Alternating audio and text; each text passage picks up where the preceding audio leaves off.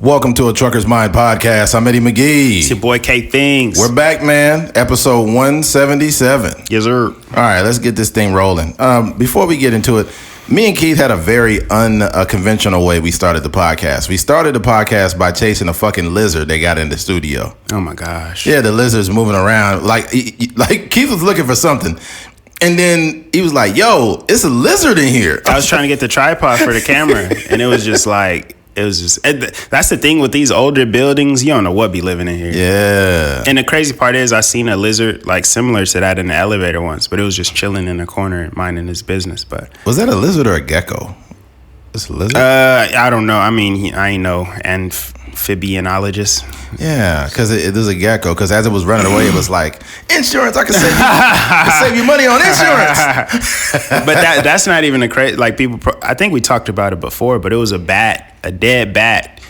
That was in the here. office. Yeah. So we had a dead bat in here and now a fucking lizard or a gecko. Yeah. It's like, yo, like, I felt like Steve Irwin in this motherfucker. I was like, crikey, we got a little lizard in here. We got a little friend coming in the studio. Right now, I'm in Bakersfield, California, and we're trying to get a lizard of you. He's a very good he's a squirmy little fella. Squirmy little fella. they slang. It's so hilarious. That was funny, man. Rest in peace, Steve Irwin. Oh, for sure, man. Yeah. All right.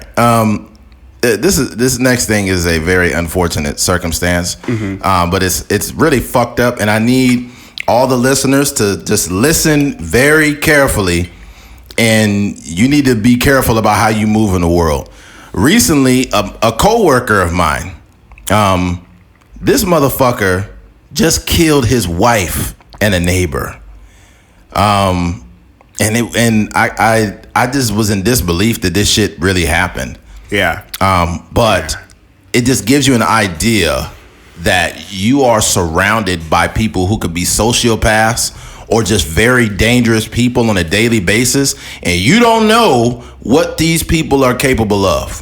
Yeah. You have no idea. I would see this guy daily at the yard, see if he needed any help. He was always like, oh, man, I'm good, man. Hey, thanks, man. Appreciate it. Just very cordial. But at the same time, this dude is beating on his woman and then ultimately kills her. It's fucking crazy. What's more eerie is the dude ended up getting a truck, and the truck is still at the yard. Yeah. This motherfucker's a straight up murderer. Yeah. And the only reason why I could even talk about it now is because it's public knowledge. I'm still not going to use no names out of respect for the victims. I don't give a fuck about him, right? Yeah. But it's just crazy, man. It's crazy. And the dude got out of prison less than a year ago and talked about how, yeah, I want to do this with my life and I'm trying to do this and, this, that, and the third. And, It seemed to be moving in the right direction. He has a truck. Yeah, he got a truck. He's working, and then this. Yeah, it's crazy, man. Me and Keith talked about it a long time ago. Like when you go into Target, you just think like, yeah, I'm in Target shopping. It's somebody in Target that kills somebody. Straight murderer walking through Target. It's somebody in Target that's a sociopath. You need to be careful with who you flip off in traffic. Be careful with who you talk loud and get crazy with, because people are crazy. Yeah. They are crazy. Yeah, I think the biggest takeaway I had, and it's unfortunate, the girl that passed away, the one that got shot, she was my age. I didn't know her personally, but it's Bakersfield, so you kind of know people by way of being at functions and sports and stuff like that. But it's the thing that I see, and I see it with people on all different scales. I think that we as people are not mindful of the type of energy we're bringing in to our relationships and the type of people we're, courting or even being married, boyfriend, girlfriend, or whatever. Like, I genuinely think now that we need to have some sort of like mental health aspect to are dating life. Yes. You know what I mean? Like I don't know how they can implement it on Tinder or whatever, and I don't even know if it needs to get that far, but like it'd be people that, you know, we have probably talked to, went on dates with, met for drinks or whatever the case may be, and they really like that type of person, a sociopath, a psychopath, whatever the case may be, and you don't even know that because Eddie, you talked about it before, as far as like all this stuff is situational. Right. So a lot of stuff we don't even know how people are going to react until they're put into these situations. But I think, like, you know, on a small scale, I know people that would have dudes or boyfriends that they talk to, they got whole other relationships, whole other kids, and 2 or 3 girlfriends at the same time. Dudes that lie about, you know, they romantic life as far as like having like a baby on the side, but also beating up they girl, but also still, you know, sleeping with another girl, and giving crazy. Multiple girls naked dick, all this kind of stuff. Like, these are the type of people that people are bringing into their lives, and it's like there's a certain like mental illness that is, you know, coming along with all these different relationships, and people are they're either overlooking it, or they're just dismissing it, or they're just normalizing some of these behaviors. And I think it's very unfortunate that that situation had to end like that. But I think, you know, that person kind of passes away in vain if we don't learn our lesson, as far as like, yo, we really need to be mindful of the type of people that we're bringing in. Because we all know that when you're dating someone, or when you're in a relationship with someone, all that baggage that they have, they're bringing all of that into the relationship. Sometimes people bring baggage in the form of demons. And what I mean by that is demons come from, okay, for example, we live in a culture now where people have like appropriated toxic behavior and toxic relationships, like, and they act like they don't like it, but they love it. And it needs to stop. And the reason why is because when a person has demons, those demons can infiltrate your life. Ultimately, they can take your life, depending on what the severity of the situation. Like, for example, if you dealing with a girl, right, and she says, yeah, my ex is like a stalker, and he was crazy, he used to hit me. Right there, fellas, drop her. Walk away. Walk away and leave her alone. Leave her alone. And the reason why is because her past and her demons can affect you in the present. And here's the thing, you may think it's all good, and you know the toxic man is in her past, but you getting a knock on your door at 4 a.m. because he found out where you live and he got a Glock 9 in his pocket. You need to be careful who you deal with. But sorry to cut you off. Not only that, I think we need to change this narrative as far as like, I'm gonna call it like saving hoes, but you know, like when we see altercations out in the streets, that's another one. When we see those type of things, you got to learn to put your pride aside or whatever, and just turn and walk away. Because in all of those situations, and it even happened with Blaine. You know, when Blaine was trying to save that girl, he got sliced up, and obviously he did it out of the kindness of his heart, or you know, I don't think his intention was to be famous for it or whatever, but you know, he did that. He got sliced up, and now he has to live with the nerve damage and all of that type of stuff. And then in this case, the dude tried to step in and save her, and you know, he ended up losing his life. So it's if that's your intention, or if that's your goal, or if you're okay with living with those results, you know, in order to save somebody's life. But I think that people have to realize that most of the time those situations don't end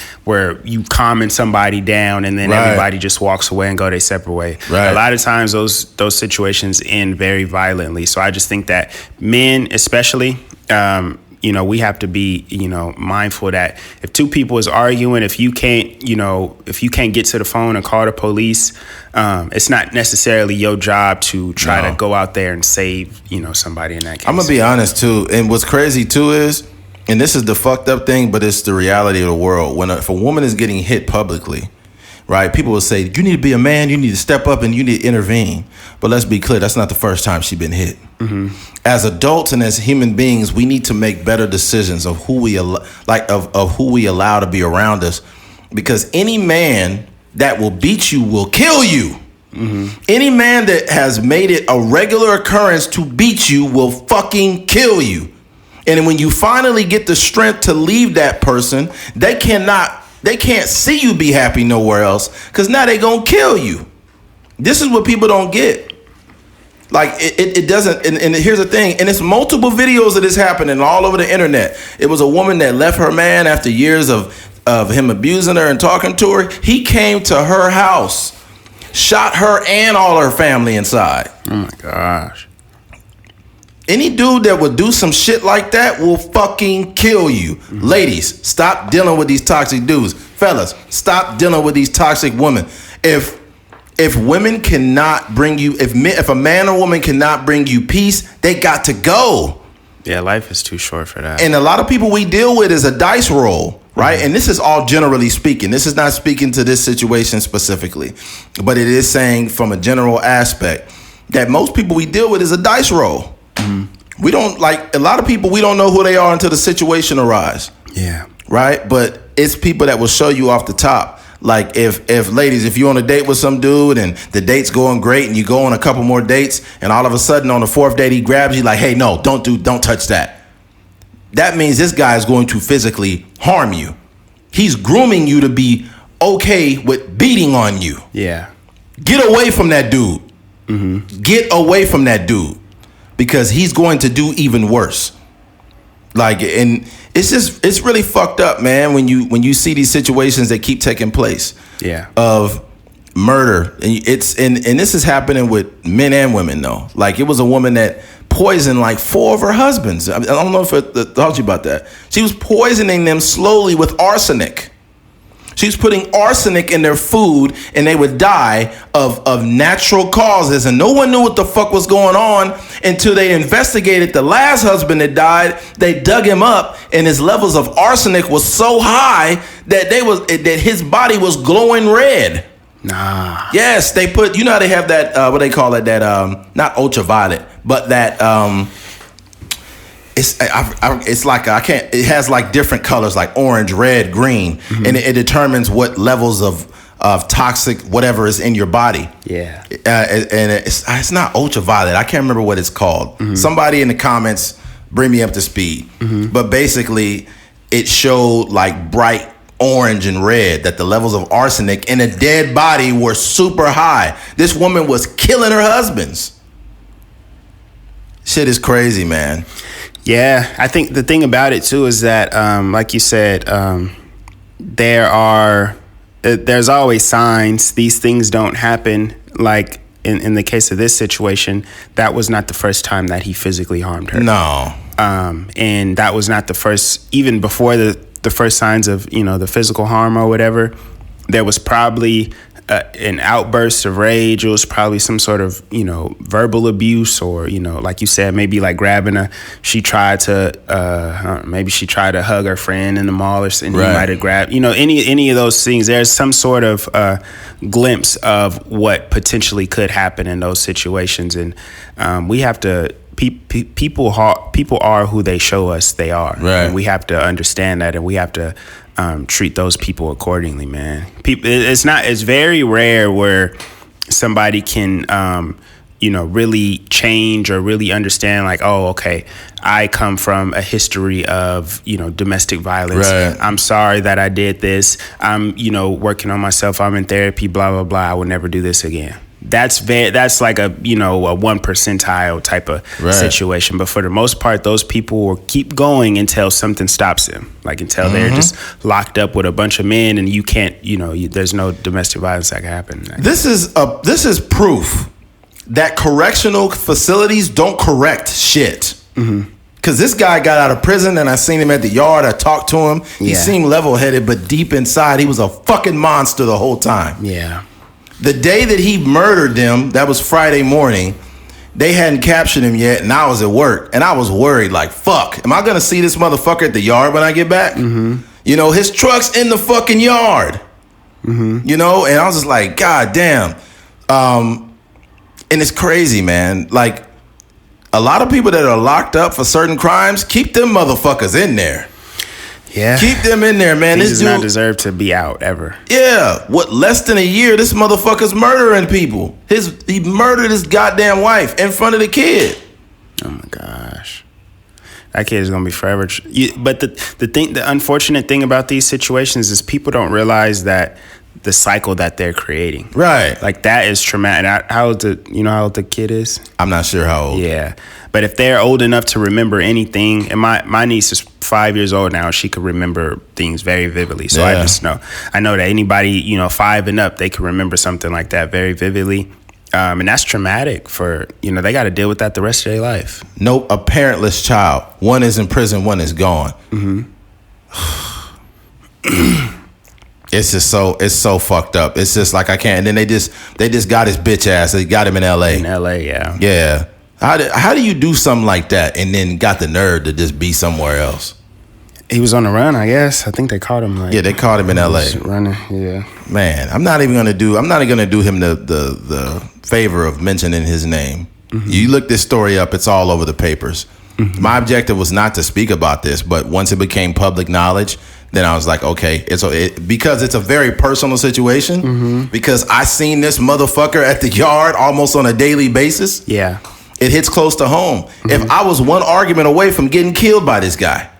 Yeah. If I said something he didn't agree with, or we had an argument, this dude would have blew my fucking head off.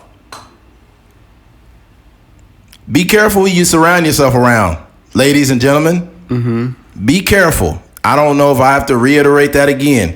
If you are around somebody that is dealing with this shit, send them this text. Send them this podcast. Mm-hmm. Send them this podcast because they need to hear it. Yeah. And even if they don't feel safe and they gotta go to another city or something, do that. Because if you stay with that person, they will fucking kill you. Mm-hmm. Switching gears. Dr. Dre's daughter. Recently, there's been articles going around about Dr. Dre and his daughter. Well, obviously, the main story for him was the fucking ex-wife. The ex-wife child support, getting paid $300,000 a month to just fucking exist. That's so crass. That's like criminal. Mm-hmm. That's almost criminal. I got to pay you $300K to do nothing. I got to pay you $300K a month to suck another man's cock. Yeah. Fuck. Until she dies. Until she dies. She ain't never getting married. Yeah, she ain't never gonna die either. Yeah, she gonna be like 89 years old. I'm still getting my $300K. Dang. Yeah. All right. Mm-hmm. I wonder, God forbid, if how it works when he passes away. Is she connected to his estate or something like that? That would be I don't sad. know. That would be trash. That'd be like you're not entitled to my money anymore. I'm dead. Yeah. You got me fucked up. I genuinely believe people like that tend to not be very smart with their money. So she's probably, because she if you're asking somebody for $300,000, that probably means that you're not making that kind of money outside of this relationship. No, not at all. You're not doing anything. Yeah. Yeah. Now she could just go live her life and fuck young rappers now. Dr. Dre's daughter, LaTanya Young, talks about being homeless despite her father's $800 million fortune. She's been estranged from her hip-hop mogul father for 18 years, and now LaTanya Young, 38, Dr. Dre's eldest daughter, has it also admitted to being homeless. The mom of 4 says she's living out of her rental car and working menial jobs for food delivery services, Uber Eats and DoorDash, and at warehouse in the U.S. I'm taking odd jobs just to make it now. She told the Daily Mail, I got paid $15 an hour as an assembler at the warehouse. I'm trying to keep my head above water. I've been in debt for a while. While Dre has helped her in the past by paying her rent and giving her an allowance to help take care of her children. Tatiana, 16, Rihanna, 13, DeAndre, 8, and Jason, 3. LaTanya says she hasn't seen a cent from her wealthy dad since January 2020. She adds her plea for help have fallen on deaf ears. And quote, I'm homeless and I've been reaching out to my dad. His lawyers has said my dad doesn't want to help me because I've spoken about him in the press. She says, I feel like I'm damned if I do, damned if I don't. Let's be very clear. You're a 38-year-old woman with 4 kids. Why the fuck can't you pay for your own shit? Second of all, where's your baby's daddy? Mm-hmm. Where the fuck is he at? Your dad has been giving you an allowance. You are a 38-year-old woman. What the fuck are you doing with your money? Yeah, you grown. You a grown-ass woman. Yeah. And then you had the nerve to say, well, he's putting up women in houses and he's paying for their stuff. And this ain't got nothing to do with you. You a grown, like, this is why Hear me out when I say this, folks. This is a bar. Sometimes helping people, you're not helping them. Mm-hmm. Sometimes helping people, you're not helping them. You're only enabling them. You're enabling them to do nothing. You're enabling them to wait on you to help them. You're enabling them to wait on a paycheck that they didn't earn. Mm-hmm. By the way, if he stopped giving you money in 2020, why are you broke in 2021?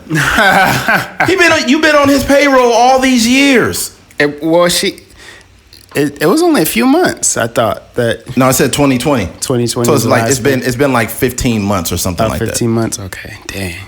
Yeah. And you already living out your car? What the fuck are you doing? Do you got a drug habit? Do you blow what the fuck are you doing? And why do you have 4 kids that you can't provide for? I think the thing that we get wrong as a black community, and this is something that I know that a lot of white people don't deal with. When a person in a black community gets on, they're expected to take care of anybody that's in a family tree. Yeah. Obviously, your kid, you're going to take care of them or whatever, right? But we're expected to take care of our parents. You got to get your mom a crib. You got to, even if your dad is a drug abuser or whatever, you got to somehow make sure he's solid, give him some sort of funds to live his life. Right. Your grandma, she may not be doing so well, so you got to get her a little crib. She might live in,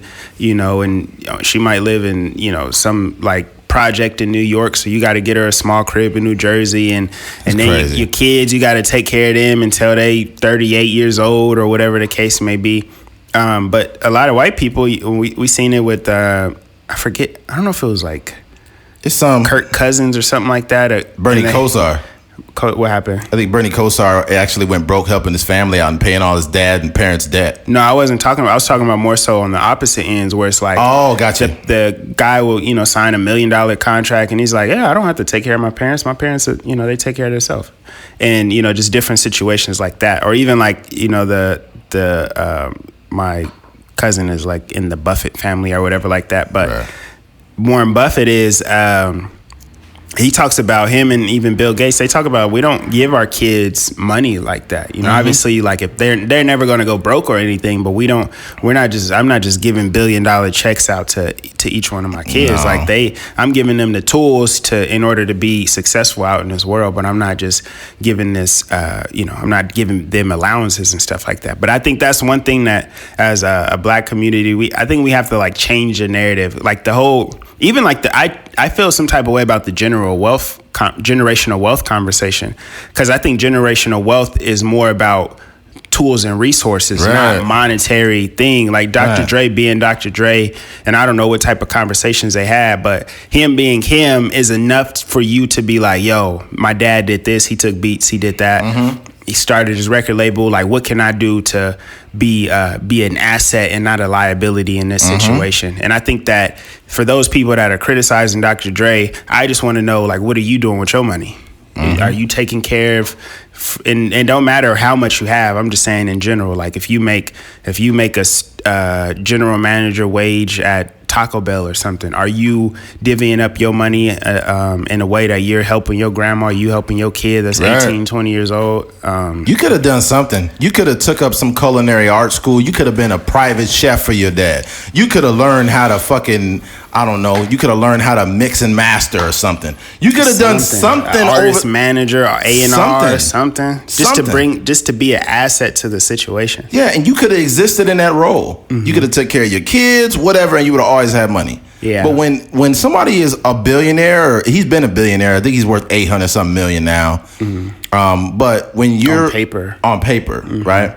So when you've made that much money distinctively deciding what's a liability and what's a liability and what's the opposite of liability? Asset. Asset, excuse mm-hmm. me. What's an asset? What's a liability? And mm-hmm. you cut the liabilities, right? Mm-hmm. And you've been looking at your daughter as a liability all this time. And the best way to help people sometimes is to cut them off. Yeah, for sure. The best way to help some people is to cut them the fuck off. Mm-hmm. You don't add any value to my life. I don't give a fuck who you are. Not to mention, this is the same person that left Suge Knight at the peak of death row. Right. So I think he's very understanding of, maneuvering relationships and when to leave and stuff like that. Yeah, and making that decision could have ruined his whole career. Yeah, he went out on his own, and then he went to be more successful. Yeah, so it's like anybody that's accomplished all these milestones in their life, it's like they don't want to make a reservation for a person that gave up on theirs. Yeah. And it's sad that the people around you could become entitled. There was a bunch of professional athletes in a panel. I forgot what podcast it was, and they were talking about their family. And he said the best way, man, I felt like I had to pay for everybody when I first got my contract. And he said when I first got that contract, I learned how many people just wanted me for resources and nothing else. I'll let you know, like, I'm not owned by any means. I'm not doing that great. I mean, I am a successful black man for sure, but like I'm not nearly where I want to be. Right. But I see how the conversations start to change around people you're related to, and I think that they don't realize that they're doing it, but it's like more of a subconscious thing. So I don't want to say his name, but my cousin, you know him. He's a lineman with electricity and stuff like that. Right. Oh yeah. But he got it. Like he doing good. It's a really, obviously most people know that's a really, really good job, right?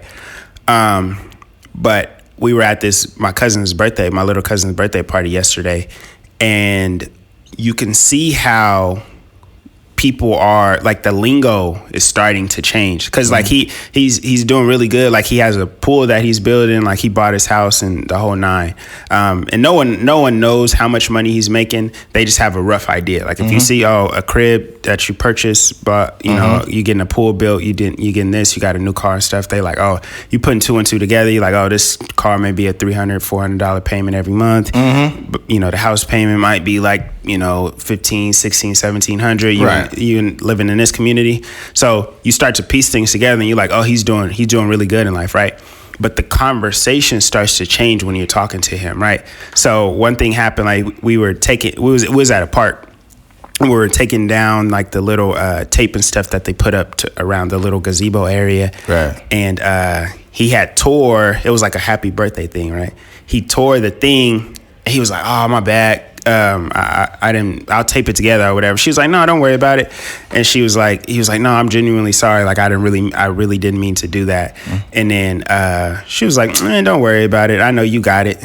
Like speaking in monetary value. Wow. And then another conversation my uncle and him was having, it was talking about like he was trying to buy something from my uncle, and then they was going back and forth on the numbers, and that type of energy came up. Like, man, you come on, $200-$300 ain't nothing to you. Like those type of, so that's what happens with family. Like when they see you moving out here and stuff like that, the energy changes. And subconsciously they start to think like, yo, we came up together, we was eating top ramen together, we lived in the same house or whatever. So I inherently think that I just deserve a piece of your pie, and that's not the case. It's not how it works. If here's the thing, I'm willing to give a piece of my pie to a person that already got one. You catch that? Yeah. I'm willing to give a piece of pie to a person who already got a piece of pie, meaning that person has already worked to build themselves up. And if I could see, let's say for example, I'm worth $3 million, and you, let's say you make like 100,000, right? And you're trying to build a business and you struggling and you giving all your resources, I'm gonna be like, oh, here's $250,000. Yeah. You know what I'm saying? Because I just invested in someone's business that's already been doing the work. But if I'm worth $3 million and you eating top ramen and you have no work ethic, you have nothing, I'm not getting any return on investment. And the conversation is different. Like I was telling you, like, me and my cousin, we're not in the same position. Like I'm still trying to build up to, what he has going on. But when I tell him like, hey, I'm trying to do this or I'm trying to do this, I'm working on this stuff that he's already accomplished, he can give me like legit advice. Yeah.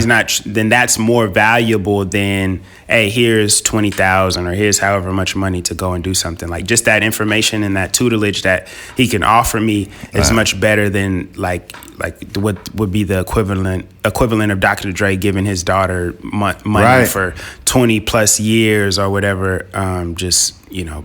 Basically enabling her. I'm thinking of this, and this is a very odd analogy, but just hear me out. I wonder how many people that live in poverty, like when they say their prayers at night, they pray for like $1 million. Like, they like, please God, just $1 million to change my life, right? I wonder how many people pray for $1 million, and God is just shaking his head like, I've already tried to give you $1 million 20 times. Yeah. But those $1 million are in the form of conversations. Yeah, they're in the form of you working. They're in the form of you actually getting something moving. They're in the form of you actually having value. Like God tried to give you $1 million 20 times, but since you don't want to do no work, you'll never get it. Me and my uncle was having this conversation yesterday. It was like, man, it's not, because we have a pretty big family, and we always had this idea like, yo, if we really all came together and everybody put a little bit of money, honestly, like I have so many cousins and aunts and stuff like that. If everybody just chipped in a small percentage, like $100, every couple months or something like that, we could really, really put together few $1,000s really quickly and invest it in some land or something like that. But like it just never materialized. But what I realized and what we realized in that conversation is like everybody is not built for this. Just the type of I guess freelance mentality that you need in order to just go out and start a podcast and think crazily enough that this might actually be successful, right? Or to start your own business, or to to get your business license, or to go out and get your CDLs and all these different things. Like that stuff is not the norm, and it takes a certain type of person in order to accomplish these kind of things. So what we realized in that conversation is like, we can say it all we want to. We can say like, hey man, if you just get it together, if you do this, and this, you will be successful. But in reality, it's only going to be a small amount of people that's receptive of that information. And one thing that I also realized is that the being rich is not actually about the number of the zeros in your bank account. Right. It's more the information. 100%. When you're really having conversations with wealthy people, the way they speak is different. Like my cousin was like, he was trying to buy a bike from my uncle. And he was like, my uncle was like, yo, give me like $2,500 and you could get the bike. And then he was like, I don't know. He was like, this is what I could do. I give you $2,000 and you could keep the engine or whatever, and that's like, we'll call it a day. He was like, they was going back and forth for a little bit. He's like, all right, that's $2,000 is my final offer. That's all I can do for you. And that's like the type of conversations that people with real money, because it don't matter like at what scale you have money or how much money you make. It's really about what you're doing with that amount of money. 100%. So I was also thinking, like, was talking to this this lender one time. And the guy was like, sometimes people come in here and they make $100,000, but they don't have anything to their name because they're just spending. Spending so much money. But he's like, sometimes a teacher could come in here with a $45,000 salary or $50,000 salary, but they got money saved up. They could put a crazy down payment. Their credit score is good. And on just on an even playing field, the teacher is doing far better in life, because they have the information and the know-how that person that's making all that money doesn't know. Yeah, the person with all that money is all over the place. They still have to figure it out. Yeah. This is I guess you could say this is a bar, but once you have the foresight to do better and you want to become a better person, that's the moment when you start speaking a different language than other people. Facts, yeah. You're not speaking. You could be in a room of 20 people and you only can connect with 1 or 2 people, because out of all those other people, they just looking at y'all like, what y'all talking about? What is that? What's that? Like, if I get in a room, I may not have all the information, but my mind is in such a condition to where I want to do better, that I came across things that someone else is mentioning and I could learn from them, but I kind of could. It's kind of a momentum already in place. Yeah. Because I've taken the time and done my due diligence. Like if somebody's mentioning NFTs, and I'll be like, okay, I've always want to know more about NFTs. I know this about NFTs. Yeah. I know this about NFTs. Now that person who knows everything about NFTs is more likely to share information with me. They giving you game. They giving me game because they know I care. But if somebody's like, what is an NFT? Where does it come from? What is that? They know that you haven't even given a fuck and you haven't even tried. Yeah, you so green. It's not even worth the conversation. It's not worth my time or conversation because you're not going to do anything with the information I give you anyways. Yeah. It's just me talking. I'm talking to a wall, basically. Yeah, you're talking to a wall. And that's most people, which all ties into the Dr. Dre conversation. It's like, if I've been giving you things this whole time and you've done nothing with it, you're already broken, fucked up with literally like 1 year of me not giving you money. You know what's crazy? I had a shout out to DJ. I was talking to him last night, and he was like, for those of you who know me and listen to the podcast, you know that like, and even Eddie sometimes, like I don't have either the mental capacity or the time to like always answer my phone. Like it'd be people calling me. I wouldn't say it's a lot of people, but I would say on a weekly basis, it's probably like 10 or so people that call me, and it's not like quick conversations. It's like, hey, I was thinking about this, blah, blah. And that short conversation probably turns into an hour, 45-minute conversation. So if I answer those 10 people's phone calls throughout the day, that's 10 hours of my day that I am devoting to speaking to people, right? So I know where you're going with this. So a lot of times, like I have to consolidate or like kind of like, hey, I'll call him tomorrow. I'll call him, if he calls me back, or if it's that serious, hopefully he shoots me a text or whatever. Or if he leaves a voicemail, like I'll get back to it if it's an emergency kind of thing.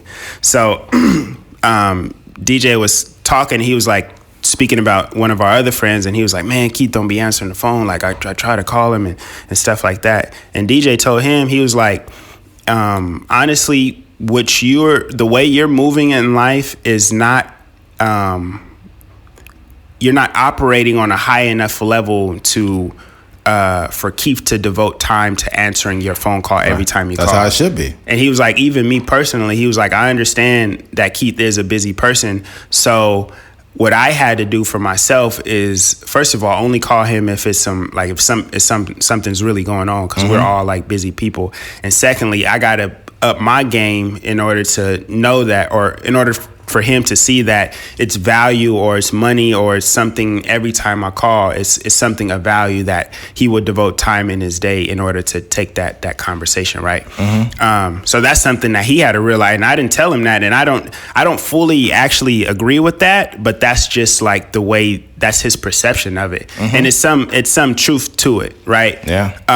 So I say that to say, like, in the case of like Dr. Dre and his daughter, it could be a thing where instead of her calling and actually checking on him, instead of her calling and actually saying like, hey, Dad, I just finished, I just signed up for junior college, or, I just took this trade, or whatever the case may be, that conversation of being something of value, that conversation probably started to be like, hey, Dad, I got pregnant again. I was wondering if you could help me with the hospital bills. Or, hey, Dad, rent is a little short this month. I was wondering if you could help me out. And you start to hear those conversations of no value so often. It's like, I'm in the studio with Kanye West. Like, you know what I mean? I'm in the studio with Kendrick Lamar. I'm in the studio with Anderson .Paak. I don't have time to answer these phone calls when they about just some money. You know what I mean? And that's probably why they, and I don't know for sure, but that's probably why they stopped communicating so far, so many years ago. And he was just like,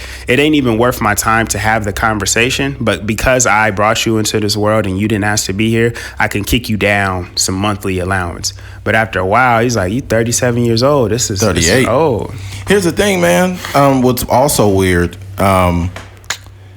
this is everyone listening to this, take time to evaluate the value that you get out of the conversations and people you're around. And you're going to decide like, yo, I need to stop talking to these people, because there's the friend that's like, yeah, I just started the business. The food truck's going great. I'm just trying to find out if I could get a lower price on these tortillas from here so I could sell these out. I could make this much money off of this. When you're having those conversations, those are powerful.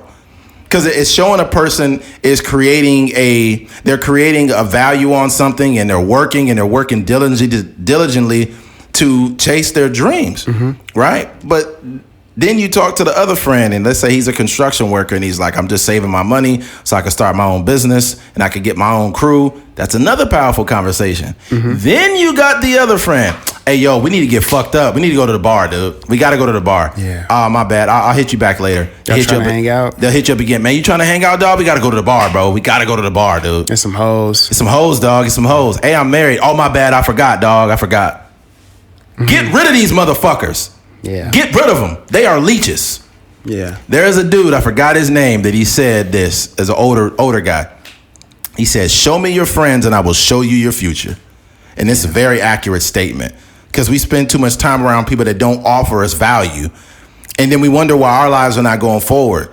You got to trim the fat, man. And it's not because you hate your friends or they're bad people. You just grow apart. Yeah, that's that's super important. And some people can act like, you know, we see like there'll be some girls, and obviously with girls we know here in Bakersfield, and they friends be hoes, but they will try to come off like, oh, I'm not, you know, that's her. She, you know, she could get down however she want to, but I'm a little bit more civilized. Like, I don't carry myself in that way. You may not be on that same scale. You may not be out as often as she, but you still have that same mentality, because what happens is, like, we're approval seeking people, right? So in the case of any sort of friendship, like, you know, when you see your friend doing something, it almost you almost normalize that behavior. So if you have a friend that's consistently going to the gym and y'all hang out a lot, you probably gonna just want to get in the gym because it's like, yo, my boy in the gym. Yes. If you have a friend that's like cheating on his wife and y'all kicking it heavy, you probably gonna want to, you know, cheat on your wife too. If you have a friend that's drinking consistently and y'all hang out a lot, I don't see a world in which you like, nah, I'm good. You know, you probably gonna want to throw a beer back as well. So this is why most married people hang around other married people. Yeah, because those married people are on the same energy that they are on. But if you are a married man and you always hanging out with your single homeboy and he's got pussy everywhere, right? I don't think it's not always a problem, because I think that if you are respectful of your homeboy's marriage, you're not gonna have that around, right? But for the most part, married people hang with other married people because they have the same energy. So I think this is the same. Like, I think that this is a very ubiquitous. It's something that is seen everywhere. So if you a person that say, oh, I'm not a hoe, or I'm not doing that, and all your friends is hoe, you are in the middle of hoe energy. Yeah. Right? Like, you are who you hang around, man. I'm sorry. For most people, like, look, I may not have kids, right? But I don't hang around men who don't take care of theirs. Yeah. If I know you a deadbeat, we cannot be friends. I do not befriend people like that. So if you saying, oh, I'm not like that, I'm not, but all your friends is, you a liar. I don't want to hear that. We grown. We are grown adults. You have to be making better decisions, and you have to be intentional with what you're doing. I think a lot of times also, this is just going on a tangent. Yeah. Like, I can't blame any woman that I've ever dealt with in the past that, you know, hurt my feelings or whatever, because I wasn't mature enough to attract a decent woman. That's not their fault. That's mine.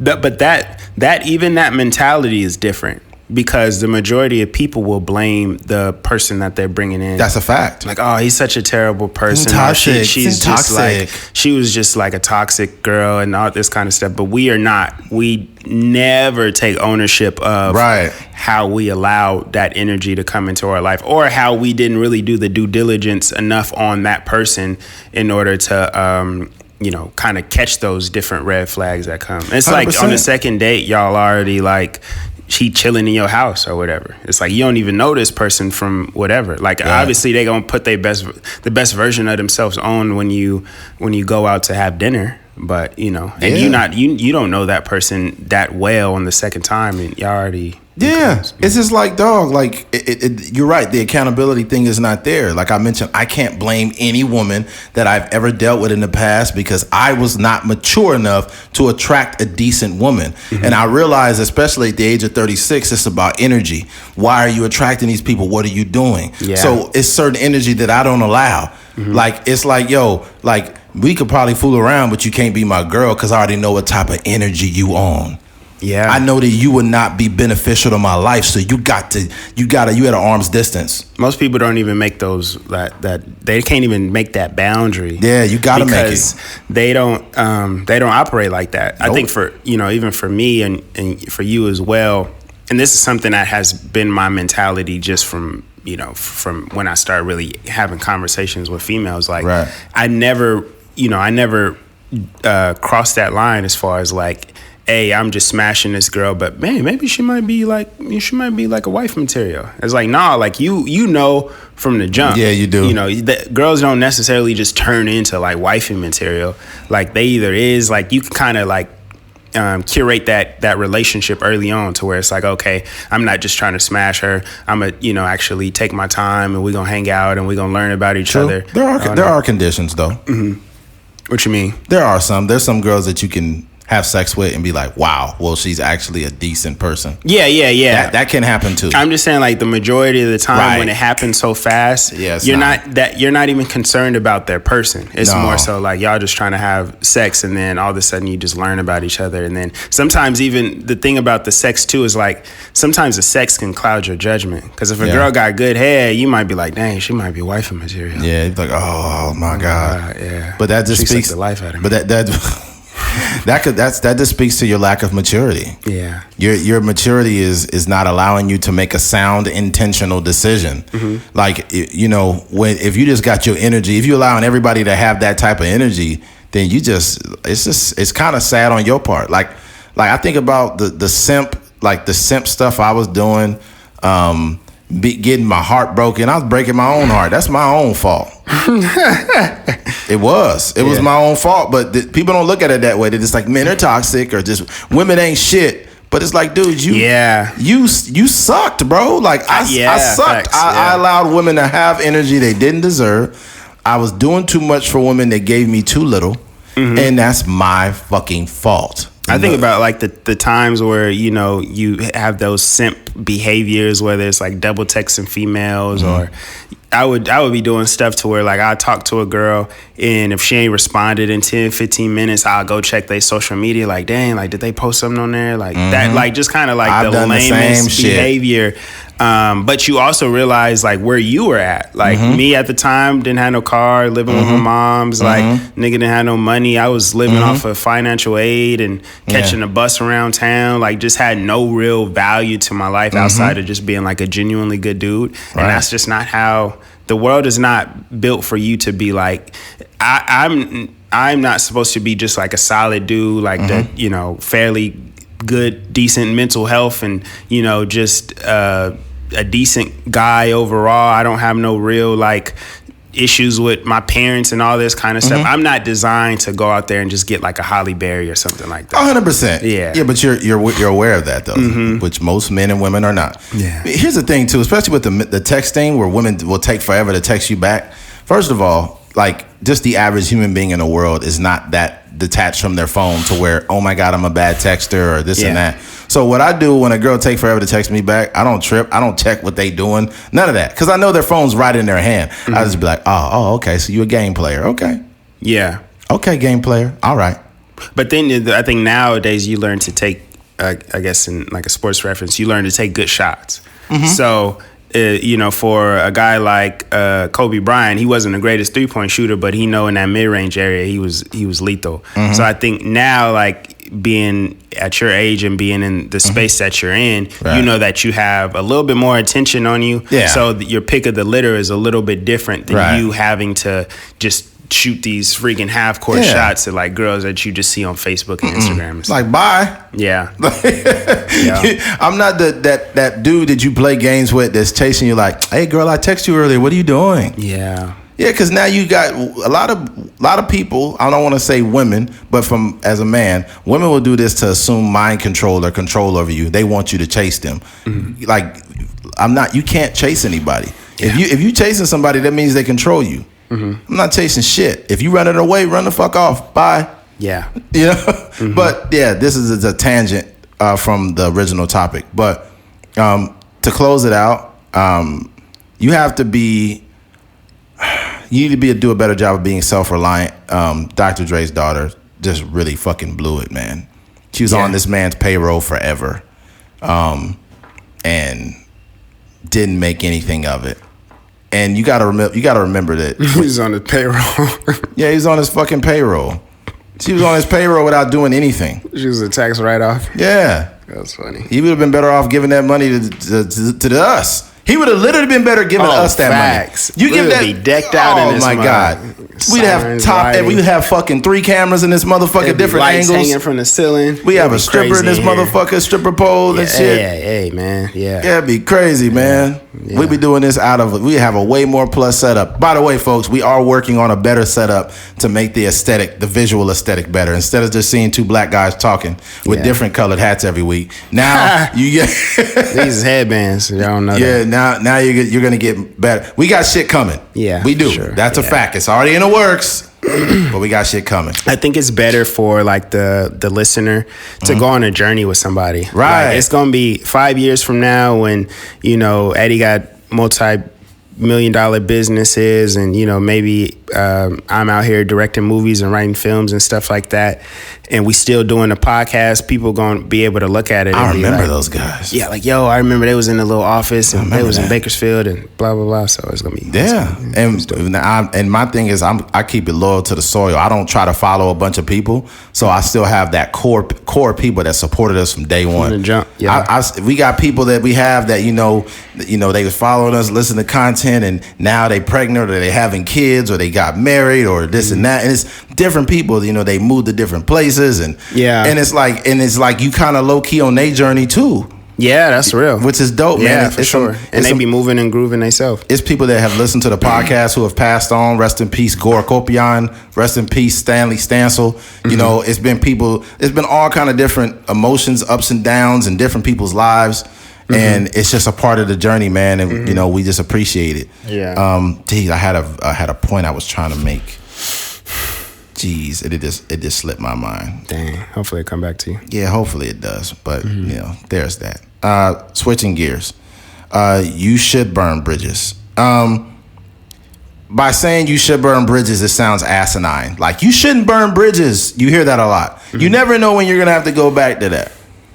But I think that that's an old adage. Don't burn your bridges. But it needs more information. It needs more information, because there are some bridges that you should burn intentionally. Mm-hmm. You should be intentional on the bridges you burn. And by that, I don't mean from a literal stance like, fuck y'all, I never come back here. Like, don't do that. I mean, burn them. If you have a job that was bad for your mental health, that you absolutely despised, and you leave that job, don't you ever go back. Yeah. Don't ever take a step back to that. Burn that bridge. If you come from a toxic relationship that you was in for 5 to 6 years and it was terrible, it ended in divorce, whatever, burn that bridge. Don't you ever fucking go back. Yeah.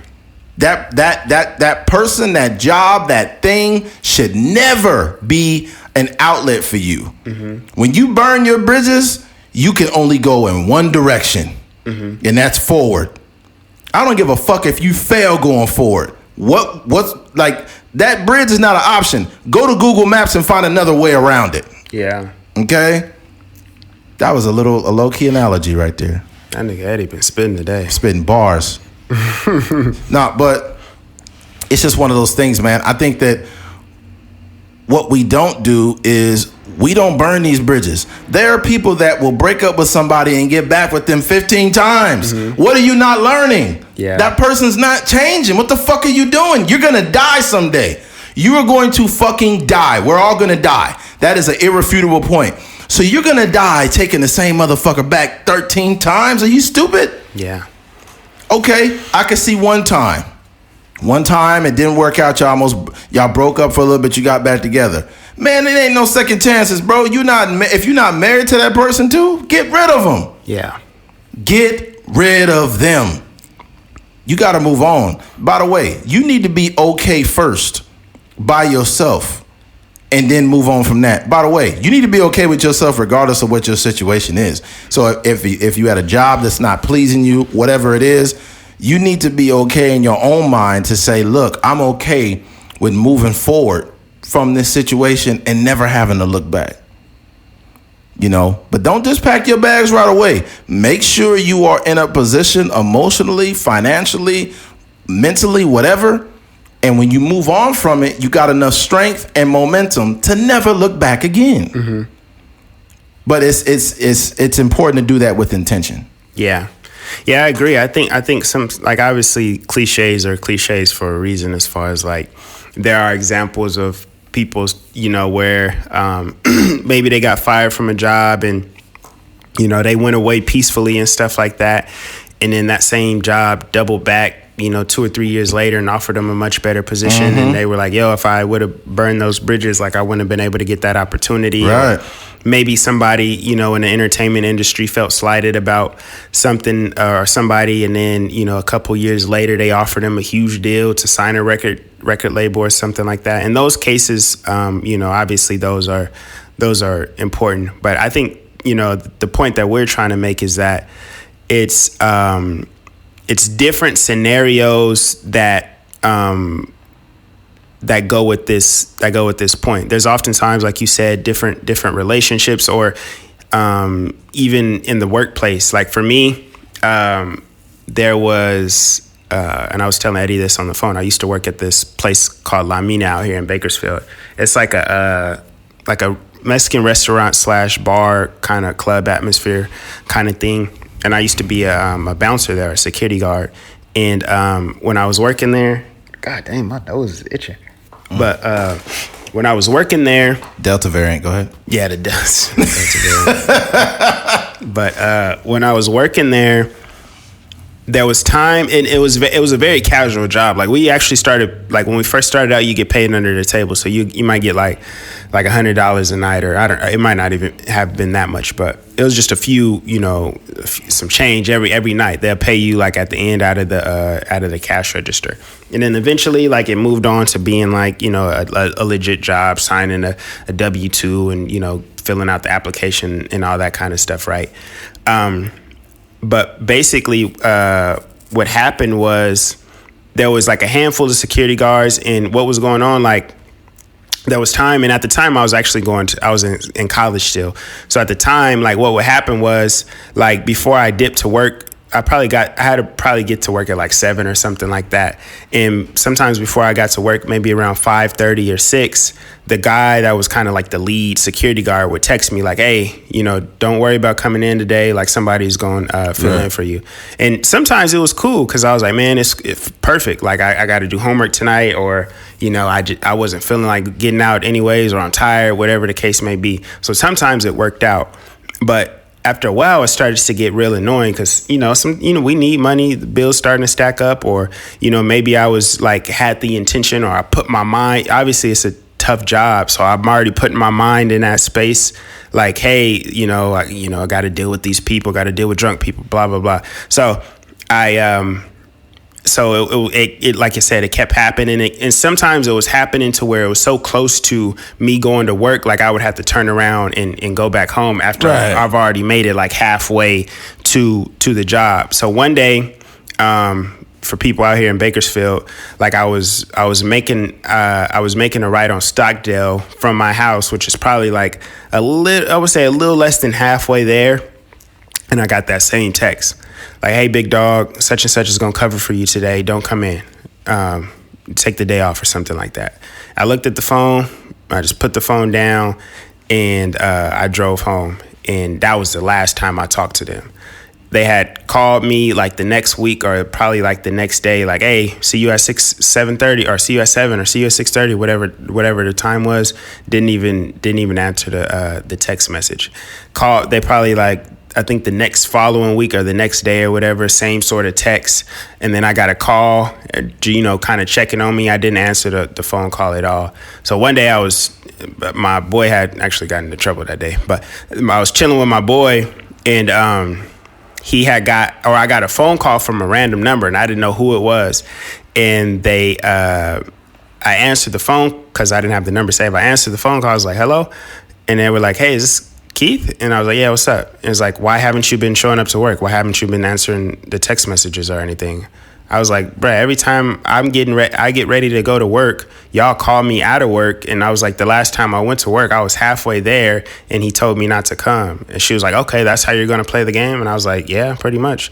She was like, okay, I'll see about that. And then she just kind of hung up the phone. Yeah. And I was like, what do you expect out of me? I don't want to work there anyways. Yeah, I'm in college, you know what I mean? Yeah, people have a very one-sided way of seeing things. They can be as selfish, fucked up, and unprofessional as they can be while expecting the best from you. On the other side. And that is not how life works. Yeah. Mm-hmm. That is not okay. You cannot be fucked up, not do things for the employees, because basically they was calling you when you was on the way and tell you not to come to work, and they tell you at the last minute. Yeah. And it's like when you develop habits of treating people that are employees like that, they don't give a fuck about what you talking about. They don't care about what you're doing. Yeah. What I only did was give y'all the same energy that y'all was giving me, but y'all couldn't handle it. There you go. But the thing about it, like as far as burning the bridges, I haven't stepped foot in that place since I picked up my last check. Yep. And I feel fully comfortable with that. I'm doing pretty good. I got a podcast and, I got my degree, years later after that and stuff like that. So I feel comfortable with literally saying, first of all, I don't care for the establishment overall. But secondly, like the way they treated me in that instance, I don't need anything from them or anybody that works there. So I don't mind burning that bridge at all. Not to mention, you don't deserve the convenience of having anything to do with me anymore. Yeah. When you had the opportunity to have me around, you treated me wrong. Mm-hmm. Now I'm taking the ability to take all that power back and move forward with my life. I don't need anything from anybody, anywhere, anytime. Mm-hmm. Once I have not moved backwards since 2015. Yep. Since 2015, every step I've made forward, and I have no intentions of going back. Mm-hmm. Right? Whatever move I make now is intentional and it's definite. Yeah. It is intentional and it is definite. Maybe it's not forever, but it's intentional, excuse me. So, no, ain't no going back. And I think that we need to do the same thing with the way our own behaviors. We need to also burn the bridges with those. Mm-hmm. Procrastination, if you're an extreme procrastinator, you need to start doing things that force you to get shit done. Mm-hmm. That force you to put you in a position to do things instead of sit back and just not do them. Because we can sit back forever and say, I'm going to go take that to the laundromat and I'm going to go do that and I'm going to do that. But it's not going to really happen until you physically move your ass, pick things up, put them in a basket, wrap that, drive down, drop it off, or wash it. That's how real life is. You have to burn the bridges of your own behaviors also. Yeah. Them old habits got to die. Mm-hmm. There is like a version of you in real life that needs to die in order for you to become a better person. The thing about it is people, we know what's we know what's right and wrong. Just I think for the most part, naturally, we know right from wrong, or, just something you've learned just over the course of your life, just going to school, learning from your parents, learning from your family and stuff like that. But sometimes we know something is wrong, but there's something instinctually about us that likes to hold on to that thing that is wrong. Exactly. Yeah. It needs to fucking stop. Yeah, we can either like justify it, or we could come up with some sort of scenario. And like, I guess like the other day, I love my mom to death, but sometimes I'd be having to tell her these like real world things about like some of the behaviors that she's done, and obviously it's not necessarily a slight to her. It's more so like, behavior that she has practiced for so long that it just becomes natural. So basically, we were getting ready to leave that birthday party that I was at, and I was talking to my uncle. My uncle, he just be chopping it up. Like he would talk me to death, partly because like he can't have these conversations with many other people. So when he sees me, it's like, it's like he got to go full force as far as like business and all these different things and different stuff that he's trying to do, right? So the whole party, not the whole party, but like when we were getting ready to leave the party, he was just chopping it up. And my mom also was talking to like the girl that he brought to the party. And for me, I was like, I can dip anytime, but like I'm waiting on y'all to leave. So my mom, she was acting like she was waiting on me, but in reality, she was having a whole other conversation with the girl. And I was like, Mom, like, if you leave, then I'll dip. Like, I can get out of this conversation. I don't have a problem with getting out of the conversation. Yeah. Like, I'm comfortable with saying, like, hey, man, I gotta go. Gotta go. People are waiting in the car. But she was like, no, I seen you over there talking. I was trying to save you. We were talking about, and I was like, Mom, I get it. That's understandable. But in reality, you are justifying why, or you were making up a scenario as to why you didn't actually leave that had nothing to do with me. You were having a whole separate conversation that had nothing to do with me. And she was like, no. And then I was like, Mom, I get it. Like, but in reality, this is what really happened. But that's the type of stuff that we like to hold on as people. Like, you know, if I never said that, and I could only tell her that obviously because I got skin in the game, like 29 years of skin in the game, and we have a database of like, you know, emotional connection and stuff like that. But as far as that goes, like that's the normal person. Like we like to do things and then say certain things, and even though it may be wrong, but we've been doing it for so long, you normalize it and you try to just hold on to that. Here's a perfect example of that. Whenever you hear somebody saying like, "Oh my God, like my ex is so annoying," like he just keeps doing this or keep doing that, and you know it's just ridiculous. And you think to yourself, when I hear that, this is for anybody that says that, whether you're a man or a woman, and you say something about your ex and about how they're so annoying, you know why they shouldn't be annoying? Because you shouldn't be talking to him. You should have burnt that fucking bridge already. Yeah. That tells me you are still involved with your ex. You are still allowing that energy to allow you to have an emotion. Yeah. You shouldn't even, they don't even deserve an emotion from you. They don't deserve, yeah. That's how I know when someone's mature or not. Because you're saying, oh, my ex is doing this. You are allowing it. My ex is so toxic. Yeah, you are, not only are you allowing it, but you are inviting it. And you got the nerve to, bro, you stupid. I'm sorry. Yeah. You are straight up stupid because you have not burned that bridge. The highest level of maturity is not allowing access to you. Like if you said, you know what, this is bad, I'm blocking that account. Yeah. I'm changing my number, or I'm blocking that number. I'm moving to a different part of town or a new city. I don't want this person to know where I live.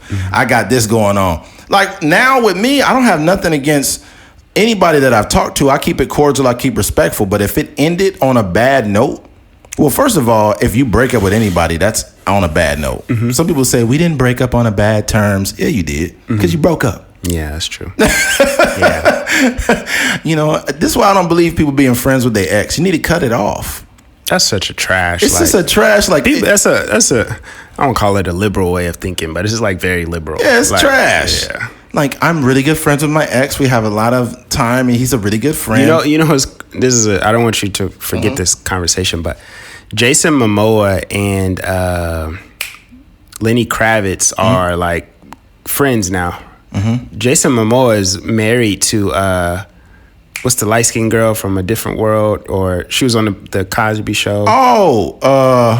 What's the name? Her Zoe Kravitz's mom. I forget her name. It's not Lisa Bonet. Is it? I think it's Lisa Bonet. Yeah, I think so. Yeah, but she's married to Jason Momoa, and they posted a picture, and they were like, "Yo, we're buddy," and it was just kind of like, it was very weird. Yeah, I'm good on that. I'm not one of those. I'm not insecure or whatever. Some people will say, if you say that you can't be friends with your ex, you're just insecure. No, I'm not insecure. I just know how humans operate. I know that guy used to fuck you doggy style, and that's now wild. He used to fuck the shit out of you, and now y'all just friends, and I'm supposed to be okay with it. Do you think I'm stupid? That don't work. No, you need to burn that bridge. By the way, you can wish someone well, you can hope the best for them, and all of those things. But you need to burn that bridge. But also, not to cut you off, but with that point, it works best when you're not the person that is communicating with the ex. Right. So for Lisa Bonet, it's just her two ex-husbands or two dudes she used to talk to. But if it was on the other hand with Jason Momoa and somehow like his ex-girlfriend or his ex-wife was coming around, I don't know if she would be able to actually handle that type of energy. But when you're on the opposite end, it sounds good. You know, everybody's all chummy and whatnot. Yep, I was right. It's Lisa Bonet. She's Jason Momoa's. I didn't even know they was married till I seen that picture. She's 53. Yeah. She still look good, huh? Yeah, she look pretty good. Yeah. How old is Jason Momoa? He gotta be, I would say late 30s, early 40s. How old is he? 42. 42, yeah. Crazy. That's so random. I literally didn't know that they was even in a relationship. I don't be giving a fuck about shit like that. Yeah, but it was just strange when I seen the picture because I always connected her to Lenny Kravitz, but I had no idea of them like being. But yeah, he always looked like his hair is dirty. Well, you don't take showers. Jason Momoa looked like a buff homeless dude. That nigga look like he be surfing all day long. Yeah, he like a buff homeless dude with tribal tattoos. Yeah, beach bum. Hey, what's up? My name is Jason. Yeah. If you don't get this buff homeless motherfucker away from me, I'm calling the cops. That's funny. Yeah, man. But yeah, there's that. Well, I think that, remember we were talking about, I couldn't find it. I was looking for it when you were talking. I couldn't find the actual story, but we were talking about that comparable story to Burning the Bridge as far as like, so the things that I seen on here, because basically it's a story about there was these two countries or these two places they were at war. Oh, and they pulled yes. up. Yeah, they pulled up to the beach on ships and stuff like that. And basically the commander of the army or the soldiers or whatever was like, yo, we need a point of no return. So what we're going to do, we're going to burn these ships down, and either we going to conquer them, because we don't necessarily want or need a plan B. We gonna either come in here and we gonna win this war, or we not gonna retreat, basically. So he burns the ships down. And you found it? Yeah, I found a reference. It says, have you ever heard the expression burn the boats? It comes from 1519 during the Spanish conquest of Mexico, when Hernan Cortez, the Spanish commander, scuttled his ships so that the men would have to conquer or die. Basically, he created a point of no return for himself and his men.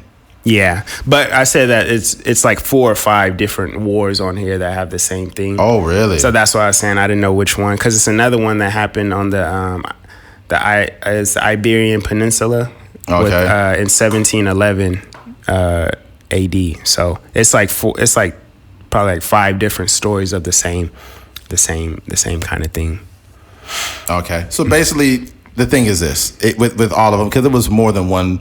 Mm-hmm. That burned the ships. Basically, by burning the ships, they had no option to retreat. Yeah, right. Going backwards was not a thing. Mm-hmm. And there's another analogy that's just as good.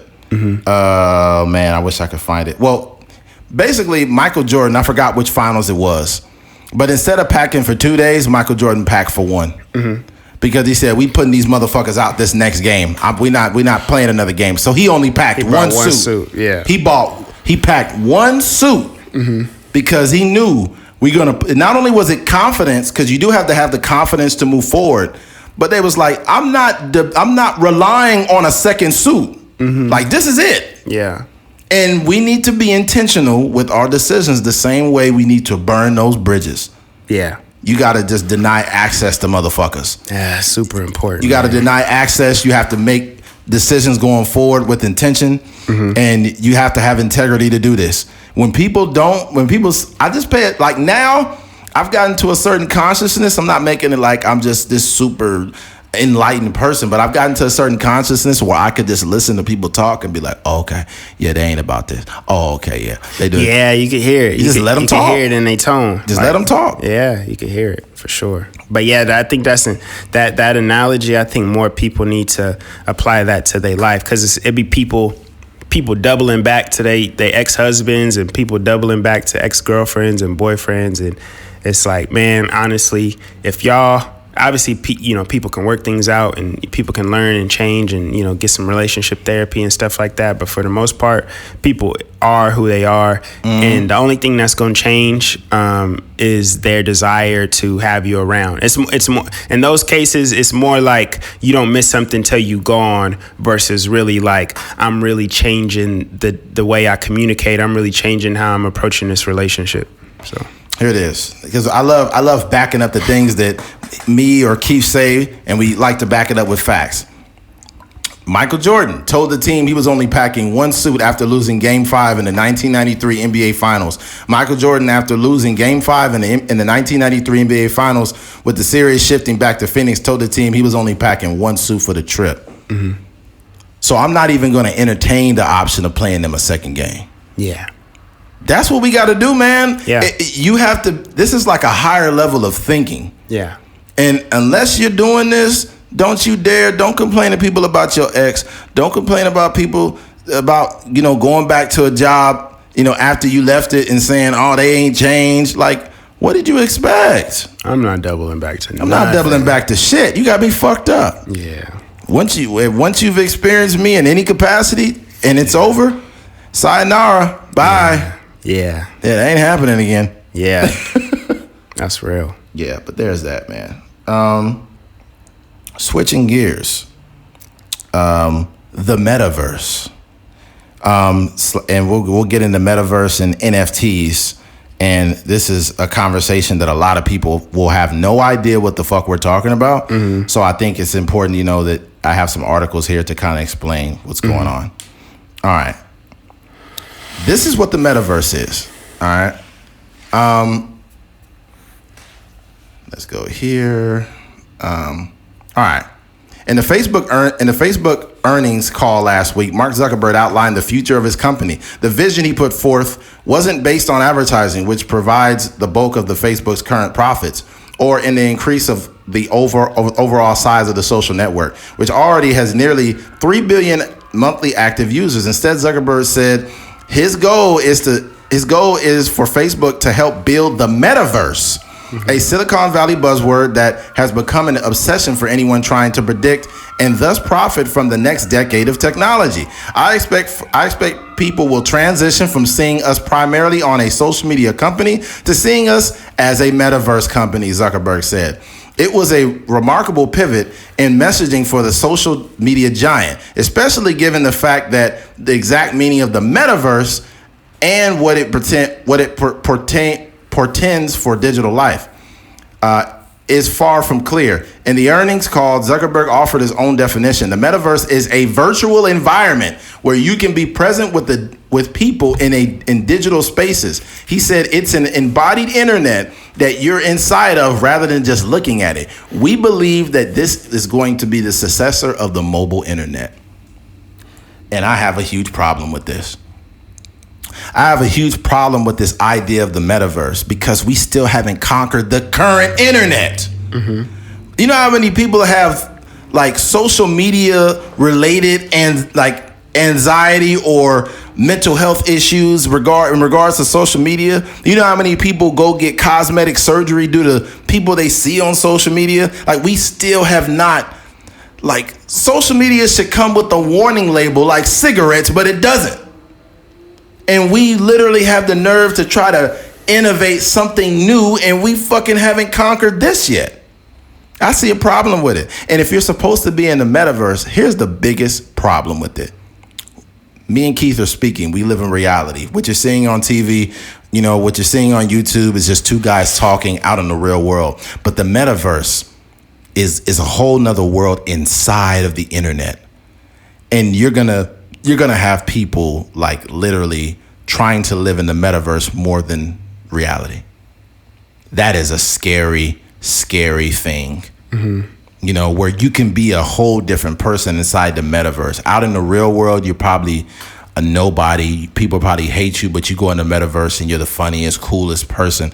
This could create behavioral problems. I don't think I don't think that they have the foresight to see where this shit's what's gonna happen. Mm-hmm. I don't even think they care. They've already had the example of the current internet, and they looked at all the things that have happened to people and now they want to create this. But I think that they're more focused on the innovation of this thing rather than like what can happen or the ramifications of, you creating something this powerful. Yeah, I think that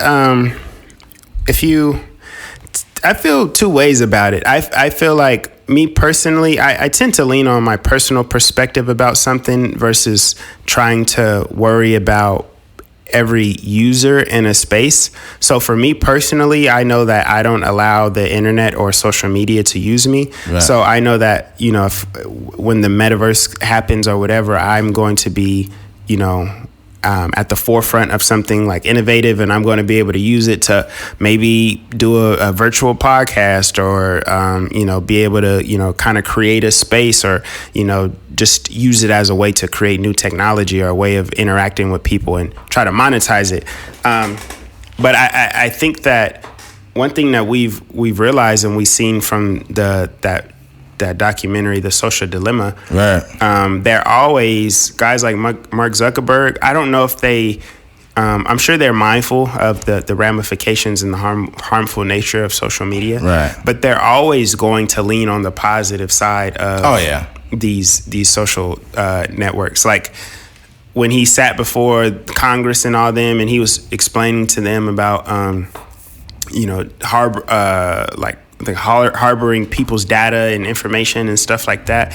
Like he led the entire thing with like the positive aspects of social media. Like, I just think it's amazing. There was a story that somebody reached out to me and they told me that they just got in touch with their long lost brother that they didn't even know was alive until maybe a few months ago, and now they're in full contact, and now they have a loving family, and the kids get to meet each other. All these kind of things, that these social network creators say. I think obviously there's a dilemma. In part, these social media people or creators, they are complicit in some of the stuff that makes social media so damaging as far as like screen time. And like I on Instagram get an alert when somebody posts something on their timeline. Like I'm not signed up to know when like Eddie posts something on the timeline, but for whatever reason, I turn my notifications off. I turn mine off too, but that doesn't mean anything. If they want to send you a notification, they'll send you a notification. That's true. But not overall. Like if you turn them all off or pause them all, then you won't get them. But sometimes like I'll turn my notifications off for certain things and I'll still get a notification. You gonna get this notification. Yeah, and it especially happens when you're not very active on Instagram or whatever social media. Yes, like, they will send you one. Snapchat does it to me. Exactly. So that's like the nature of these social media. So they are complicit and they are understanding that they are just trying to get people on their platforms and people to just keep their phones on. That's the name of the game, right? So that's the way that they operate.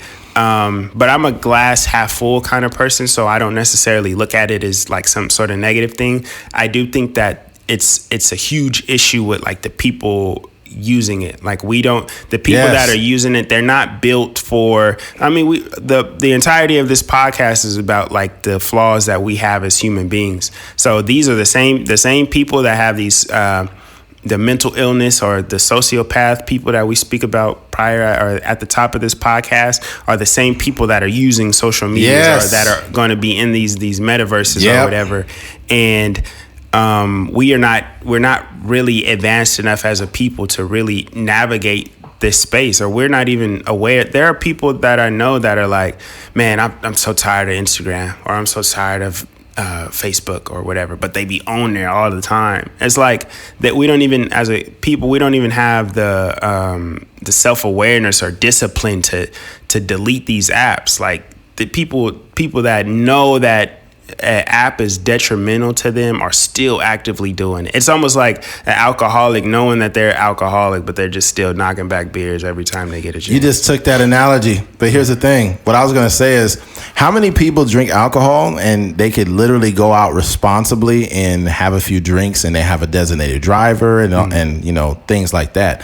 But how many people do you know that drink, that get shit-faced drunk and throw up and they have behavioral problems? It's a ton of people like that. I compare social media to alcoholism. For sure, yeah. Because there are people that have these, what do you call it, like addictive behaviors. Yeah. And it doesn't matter what it is. There's some people that get addicted to gambling or whatever. It's just inside them. It's just inside them already. And I feel like it's inside of them, and social media brings it out even more. Yeah. Yeah. Because they know based off of your search history what you like. Right. So if you're a person that, if you see somebody drinking or out partying and like you scrolling through you could have no desire for like entertaining other women, or no desire for entertaining like just some like people getting ran over by a car, whatever, whatever type of nonsense that pops up on like hot new hip hop or whatever. Right. But as soon as you see somebody partying, you kind of looking at the video for like 30, 40 seconds. You're like, dang, they look like they're having a good time. Mm-hmm. So they gonna start curating, sending you Corona ads and Modelo ads and all this kind of stuff. And then next thing you know, it's just like you in the bar drinking. I think that it also there's no correlating evidence or research, but I think there is. But I think that it also, things like marriages have gotten worse based on the fact that you can be married, you can love your wife or she can love her husband, but then you just got a friend request from an old fling in college. Yeah. And you accepted the friend request, and then you notice that he or she is looking really good, they're single, they're in town. And they inbox you. How have everything been? So now you're doing things that are... Now you got a dilemma. Because you got somebody with a history. And social media is like and it's not to keep cutting you off, but it's like that show that you were talking about. Maybe that girl that the old fling from college had the craziest head, and your wife's head is just Yeah, that show's called Sex Life on Netflix. So what it does is it throws this curveball that did not exist before social media. Yeah. If you were a faithful person and you loved your wife or your husband back in the day, you had like so much less temptation, because you literally were, with your mate most times. Mm-hmm. And when you were away from them, you had like little fragments of temptation. Maybe flirting here and there. Maybe you seen a girl with a nice ass at the grocery store or something, and you went back home, but you bust open your phone, you got like 20 girls you fucked in college that are your friends now. Like, social media is the graveyard for people you used to fuck. No one's gonna admit that though. They're gonna say, "No, I didn't do that." Nope, that dude that just liked your post and congratulated you on your marriage used to fuck you in college. Then the dude that liked the other post, he was hooking up with you before you got with your current boyfriend. That is the reality we're dealing with social media. We have not mastered how to navigate around the temptations, behaviors, self-confidence problems. Mm-hmm. Like we haven't found a way to navigate it. Why do you think so many women, just local regular girls, get lip injections? You didn't see this type of shit before social media. Mm-hmm. Not before it. Like, now it's like everybody getting them lip injections. They getting the lip look crazy, it's all big, and you see it all the time now. Mm-hmm. And it's because social media and culture, like music culture and social media clash, came together. Now everybody want to look like these reality show stars. What's that Italian chick with the big ass lips, like the Mob Wives or whatever? Oh, I don't know her name. Yeah. Oh my God, you just see this shit. Everybody is starting to look like T.I.'s wife. Mm-hmm. Tiny. You think that just happened by chance? It's social media. The reason why I'm tying this in is this whole metaverse thing is going to exacerbate the problem. But yeah, you mentioned also like, or I think it was in the video that I watched about how people can live like these double lives. Like, yes. we know there's like this kind of stereotype about gamers and computer nerds and stuff anyways, where they're just sitting in a basement eating chips all day. They're probably fat, overweight, wear glasses and stuff like that. But, on the game or with the, on 2K or whatever, they're so dominant. There's, the top, 5% or top 1% of players in the world or whatever. And what happens is those same people, It's kind of like this, the movie Ready Player One, but Right. those same people, like in the real world, they may be like low self-esteem, not really, they may be have body dysmorphia and all this kind of stuff, but online their character is all souped up, and muscles, and got all the latest gear and all the latest skin from Fortnite and stuff like that. So it's creating this despair. And it's almost creating this, it's like makeup for like gamers, you know what I mean? Like they can get bullied at school. They'll walk straight to that basement, and they the best player in the world. And it's just like, it's creating this real fucking nerd. Fuck you. Fuck you, Millhouse.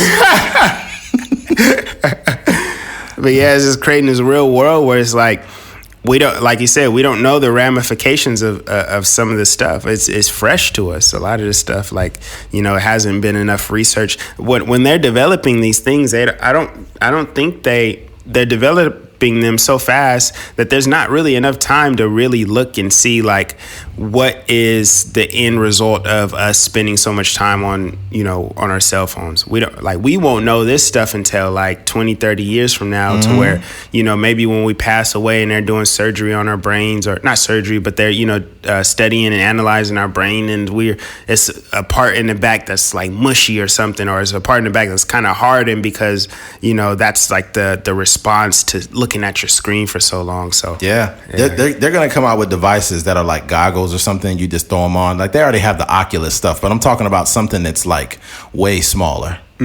Like almost just more sleek. You just throw them on, and then you turn your phone on the internet, and then now you're in it. Yeah. Now you're like really having like conversations. Yeah. I just think it's gonna be crazy. It's gonna be crazy, man. It's gonna be too much. I think, like, you know, that's just obviously a conversation, but I think it's important for us as people that want to be progressive, and we want to actually, you know, it's loud in the hallway. What the fuck is that? But, you know, we want to be progressive. We want to start businesses and do all these different things. I think it's important for us to be mindful of how we can utilize these different things. And like I said before, like understanding how to use these things and not let them use us. So, you know, if you're, you know, there's this guy named, his name is Ill Mind, excuse me. And he has he's super innovative as far as like the stuff that he's doing. And he did an interview with this dude named T Minus. T Minus is a producer. He produced Middle Child for J. Cole.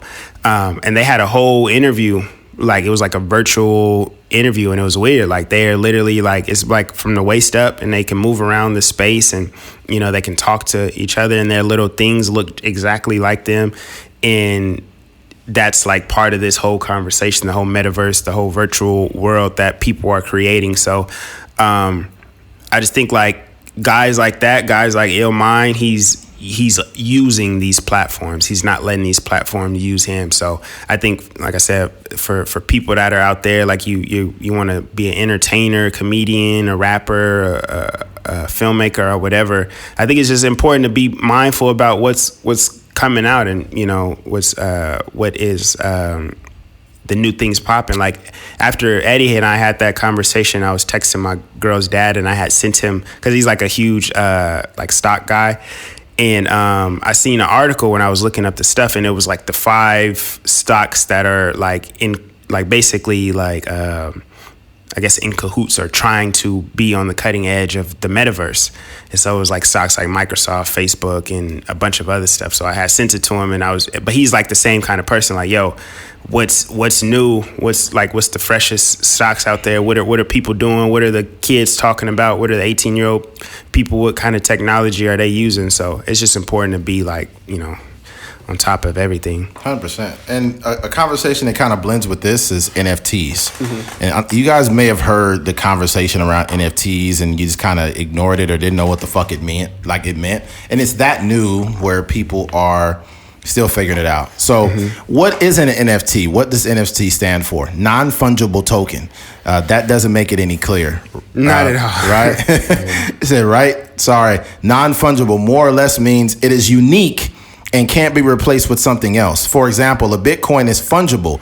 Trade one for another Bitcoin, and you'll have exactly the same thing. A one of a kind trading card, however, is not fungible, right? If you traded it for a different card, you'd have something completely different. You gave up a Squirtle and got a 909 T206 Honus Wagner, which Stadium Talk calls a Mona Lisa of baseball cards, right? So here's the thing. And let's go to how NFTs work. That's another one. At a very high level, most NFTs are a part of the Ethereum blockchain. Ethereum is a cryptocurrency like Bitcoin or Dogecoin, but its blockchain also supports the NFTs, which store extra information that makes them work differently from, say, an ETH coin, which is worth nothing, that other blockchains can implement their own versions of NFTs. Let me try to, I won't say dumb it down, but I'm still wrapping my mind around what an NFT is. NFT basically can be anything that is a one of one. The NBA had a clip of LeBron James, and each time that you create these NFTs or these it's basically content. It's content. So there's a code created with the content that creates this clip or thing, and it is a one of one. LeBron James clip of him dunking just sold for $208,000, right? There's also this this GIF. This GIF is sold for how much was it? I don't know. It was a lot. It's like 600,000 or something like that. And then there was the owner of Twitter or the creator of Twitter, Dorsey. Jack Dorsey's first tweet sold for $2.9 million. And this is for the NFT. And people are like, what the fuck is NFT? What is this? What does it mean? Right? It's basically, how did they put it? They talked about the blockchain. It's basically approved transactions between people. So if you sell an NFT to somebody, I forgot what the price is, how they exchange the price for that. I think the biggest benefit that you're speaking to is the authenticity. Exactly. So there's an authenticity that's encoded in whatever content that you have. So there's no way of recreating that LeBron James thing. So for a fact it's a one-on-one. It's a one-on-one. Yeah. So it's almost like decreasing all. Sometimes you can go to the pawn shop and you'll see a baseball card in there. And you'll be like, I don't know if this is legit, or you'll see some just something in the pawn shop where you'd be like, this might be a fake or a replica. That eliminates all of that. And everything as far as the purchasing process is going to be legit. Yeah, I think that in regards to NFTs, it's like an attempt to replace currency, physical currency, because it's a very antiquated way of actually doing things, especially coming from the pandemic. And money is very dirty. Money has a lot of germs and different things all over it. Yeah, when you go to a strip club and you got girls snatching up money with their ass cheeks, and now that same money could be in a toddler's hand the next day. Yeah. So you got pussy juice all over a fucking $10 bill. Yeah. That's a fact. I know it sounds nasty, but we've probably all touched different pussy juice and didn't even realize it.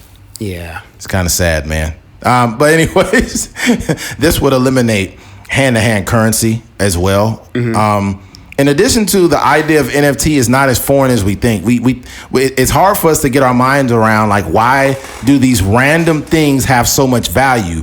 A lot of it's because we give it value, right? So for example, the original NFT was land. Who was the first motherfucker to say, hey, this is my land and I'm going to charge you this much per acre? We don't own anything.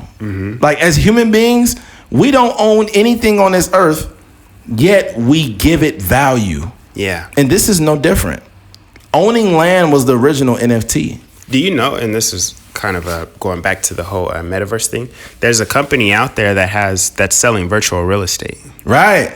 Yeah. So they have all the addresses that are currently in America, but they are selling that same property in a virtual space. In a virtual space.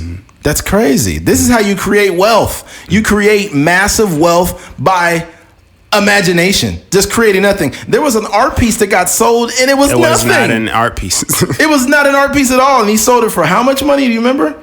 It was 5 figures, I think. Yeah. This is and it's crazy, but the way we are psychologically, we give things value. They don't, it doesn't pop up with value. Like we give it value. Yeah. So, and then we look at it like, oh, why would I pay that much for that? Like, for example, and it's probably not the best example, but Jordans. If Bob down the street came out with a shoe and said, I'm charging the same as these Jordans, you'd be like, man, get the fuck out of here. Mm-hmm. I ain't buying that shit for $250. Who do you think you are, Michael Jordan? Mm-hmm. Yeah. Michael Jordan, being one of the best players to ever play the game, gave him value, and we gave him that value. Yeah, watching his game, buying his jersey. Right. So since we gave him that value, we're willing to pay $300, $400 for a pair of Jordans, for a more specific pair. And we looking for the most rare pair that costs $20,000. Mm-hmm. It's crazy. But this is how we operate, and I think that it's important to get on this type of shit early. Mm-hmm. I feel like I'm late to the party, even though I'm somewhat early. It's the only way you're gonna be super early is if you probably live in Silicon Valley, and you like a guy like Chameleonaire. Mm-hmm. He probably knew about NFTs 2 years, a year and a half ago, and this is like everybody just kind of catching up. Like you just got to be in the know, and you got to know people that are like moving out here in that space. But like as much as like it would be great to be like super early on these things, like it's still so fresh right now that people like Eminem just went in with Sony to start a NFT company or something like that. So it's a gold rush right now. It's a gold rush in general in social media. I think ever since like MySpace really cracked off, I think it's been this gold rush for starting apps and technology and stuff like that. And everybody's been like just trying to race to create the new or the fix a problem that has been going on. But I think that just overall, like you ain't gonna be the first one there, but you could still, even like in podcasting, like we didn't start like we wasn't Joe Rogan like 10 years ago or whatever like that, but we started 11 years old now. Yeah, we started a few years back, and we're still in a pretty decent time and era. True. So that's why I was saying like it's just important for us to keep our eyes out on just different things and keep our ear to the news and the streets to see like what are people doing, like what are the young guys or what are the kids really, because that when I was looking at that virtual property, I was like, I don't care about like that doesn't, I don't know, like currently in 2021 I don't currently care about virtual property. That doesn't mean anything, like you can't actually live in there, right? But I was thinking as an investment, like the guy was selling some property or apartment complex for like $4,000 or something like that. It's like you spend $4,000 now, but when it really gets popular and you just keep holding on to that, somebody that's just a real computer kind of person that spent $100,000 and you just cashed out. So I was like, man, I might need to get some virtual property and just hold on to it and see what happens. You don't know what this virtual real estate could be. You could code it in a certain way where it already comes pre-equipped with certain software, certain things that that allows your content to look a certain way. Who knows what it means? You never know, man. You never know what it means. My girl's grandpa had bought some land off of like Cottonwood out there, and I don't know how much it is, but he bought it for like $10,000. And just a few weeks ago, they offered him like six figures to purchase it from him. So that's with the virtual real estate, I'm thinking the same thing. Like, okay, you spend $1,000, who knows what it would be in 20 years? This is the thing, man. Like once again, things don't come with like value. We give it value. Yeah. Like the idea of someone owning land just doesn't make sense. Mm-hmm. When you think about it, like why should you own anything? Why should you own land? Mm-hmm. What made you feel entitled to own land? Mm-hmm. It took crazy people moved the world forward. Yeah. I was just thinking about, we were talking the other day, I was thinking about the Louisiana Purchase. How they basically bought up the whole southern middle part of America in that one big purchase. Mm-hmm. And I was like, damn, that's just wild that you could literally buy like miles and miles and miles of states and stuff like that. Like, man, that's crazy. Yeah, but it's nuts. Like it's nuts, but it's just the prequel to NFTs. Mm-hmm. It's the same exact concept. Yeah. Is that like, but here's the thing though, with NFTs, it may be important to buy like digital real estate because it can turn into something. Like, for example, if you buy X amount of acres of land and then Walmart hits you up like, hey, we want to build a facility there. We want to pay you this much. And you'll be like, no, give me a call back when you could do better. And Walmart is so calculated with the way they move that they probably just gonna come back with a better price maybe, or try to negotiate something in a way to where they'll get that land. Because I seen a little video where they were driving around the country and looking at different spaces and looking at demographics and all this kind of stuff, and all that stuff is factored in. So if they actually choose a space like that, like they know, and they're obviously going to come in low, but that's what negotiations are for. So 100%. Not to mention, like, there's certain businesses that are very, very selective, and they've done their research. There's certain businesses that you will never see in a bad neighborhood.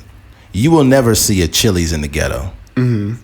Think about it. What's the last time you ever seen the restaurant Chili's in the ghetto? Never. Yeah. And it's on purpose. I was talking to a guy that he had a degree, I forgot in what, but he was just telling us, like, yeah, you'd never see places like Chili's, or, you know, like, that's why when you're in mid-city Bakersfield or East Side, there's certain establishments that don't exist out like in South Bakersfield or like in Rosedale. Like those places do not ever go to that side of town. Yeah. And there's what do you call it? There's intention behind that. Yeah, it's like segregation almost. Yeah, it is. You start the further you start going down. Here's what's funny. You know how Brundage turns into Stockdale, right? Mm-hmm. This is what I want everybody to do. I want you to go to Brundage at its furthest point on the east side, and I want you to drive all the way. Just keep driving. Go all the way down Brundage, and then come. Well, if you start on the east side of town, just drive down Brundage until it turns into Stockdale, and watch how everything changes. Yeah, it's the perfect street to drive. It's the perfect street in Bakersfield to drive down, and just follow it all the way down. You start seeing California Pizza Kitchen. You start seeing Cal State Bakersfield. You start seeing PF Chang's. You start seeing then you start seeing Riverwalk. If you keep going down, you might only see like one. I think you only see one school, but you might see you might see like elementary schools and stuff like that on the way. And you see zero liquor stores. Mm-hmm. Zero liquor stores. When you start on the east side, you see a million of them. Mm-hmm. And you just keep looking, you keep seeing them, you keep seeing them, you keep seeing them. And you just notice that the infrastructure and everything else is just better. They just start cleaning up. It's better. It's gonna be bumpy way out here, like and then you're gonna hit Stockdale and it's gonna be like smooth. Mm-hmm. And it shows, like, if people say things such as classism or systemic racism or whatever doesn't exist, then just do yourself a favor and go on the east side of town and drive that way. Mm-hmm. And then you'll see crazy. Exactly what the fuck we talking about. Or if you live out in Rosedale, take fucking Stockdale and drive all the way down it, and you'll see what we're talking about. Mm-hmm. Yeah, man. Yeah, you're gonna get. By the time you hit the east side, you might be like, "Here's the cop out." Here's the cop out. Well, if they just took care of their neighborhood. Yeah, of course. Look at them roads. Those roads ain't got nothing to do with the people. Yeah, they don't build the roads. They don't build the roads, and neither do y'all. Yeah, those roads over there looking real paved, ain't they? Mm-hmm. It's getting real potholey on the east side. There's fucking potholes everywhere. Yeah. It kind of got off of there. Mm-hmm. We had a very small sample size of what NFTs are. NFTs or the Metaverse. I hope we did somewhat of a decent job explaining that. It's a thing. I think we were talking about on the phone. Like, we don't know much about it because we're not in it. Like 100%. The same thing for me. Like when I first started purchasing stocks and stuff like that, I was super green, but I just dived into it. And I lost money and the whole nine, and I had no idea what I was doing, but I was just so eager to just get into it. But now that I'm like, probably like 6-7 years into like from that initial purchase, like I'm so much more familiar with things and ideas, concepts, theories, and stuff like that. So it's just going to take it to be more universal and people to actually, me to actually sell something or me to actually purchase a playing card or whatever through an NFT or a GIF or something like that. But it's so early. I would say, like, anybody out there, and I don't want to be like give bad financial advice, but if you got if you can lose some money without, if you could spend like a few $100s or something, and you could lose some money without it hurting you, you just never know the possibilities of where this stuff can go in so many years. Like that's the part about investing that we don't really realize is that, man, if we had the means of just spending a few $100s and just not even thinking about it, and then coming back to it so many years from now, you can end up like my girl's grandpa, and getting a huge offer on some land. Yeah, there's always one. You always want to be ahead of the curve or trying to know as much. And there's certain things that do come and they fail. Mm-hmm. Like you think of things that like back in the day they had Sega CD that came out and it failed. Mm-hmm. Then they had a system called Jaguar. Jaguar, what's that? I don't know if you remember it. It was a game console called Jaguar. Yeah, I'm gonna look it up. Yes, it was a while ago, bro. Jaguar. Yeah, Jaguar gaming system. Here it is, Jaguar. I'll see it right here. Atari Jaguar? Yeah. Mm-hmm. And it sells used is $845. Crazy. So this came out after the original Atari? Yeah, the Atari Jaguar is a home video game console developed by Atari Corporation and released in North America in 1993. Part of the fifth generation of video game consoles. It competed with the 16-bit Sega Genesis and Super NES and the 32-bit 3DO interactive multiplayer that launched the same year despite its two custom 32-bit processors. Tom and Jerry, in addition to Motorola 68,000, Atari marketed its world's first 64-bit game system. I remember when this shit came out. It failed. Yeah. Another one that came out that failed was Dreamcast. The Sega Dreamcast? Mm-hmm. Yeah, I remember that. Sega Dreamcast failed, and these were like these when staples. When these things came out, they were the prequel to the higher graphics such as with the PlayStation. I feel like without Dreamcast, a lot of these games wouldn't exist. I think what happens is I think the way that Nintendo has been able to stay relevant is they kind of crafted their own lane, and they also took their time with things like when everybody was, obviously they got the GameCube, but pretty much after the GameCube, they weren't creating a bunch of different systems to try to compete with Xbox and PlayStation. True. So they kind of crafted their own lane now to where you have the Nintendo Switches and stuff like that, and they kind of like cater to more of the handheld games, but they're still relevant. Like it's so many companies that started around that same era, and they're not even companies anymore. What's crazy about Sega Dreamcast is there's like forums and people who still have them, and they do like updates. Really? They take like old 2K games and they literally do updates, and like they sell them, or they sell like cards or information. They update the game, which is crazy. Yeah, that's interesting as far as the NFT stuff goes too. Like, maybe somebody could sell their old original, still in the box type stuff. Yeah, mm-hmm. Basically NFT is just a digital wallet. Mm-hmm. There was this one woman I forgot it was on YouTube. I seen it yesterday, and they turned her into an NFT. Really? They took her, and then they used her items that she had on as like you could like almost purchase it. It was like a digital wallet. It was really strange. Yeah, that's wild. Yeah, and I'm excited about it though. I think it's something I definitely want to like familiarize myself with. Yeah, you want to. But I noticed that things such as stocks or NFTs or things like the Metaverse, they kind of wear people's mental down. Like they don't really know how to comprehend it, so they give up. Mm-hmm. And I don't know if things are created this way intentionally. Yeah. But like me, I'm the type, I want to know more. Yeah, exactly. But these are the people that are going to be successful, the ones that want to know more about things they have no idea about. Yeah. So when you're ahead of it and you be like, yeah, back in 2021, it'd be like the year 2056. You'd be like, yeah, I purchased this in NFT. Like we could turn this podcast, we could get a clip and it could be an NFT. Mm-hmm.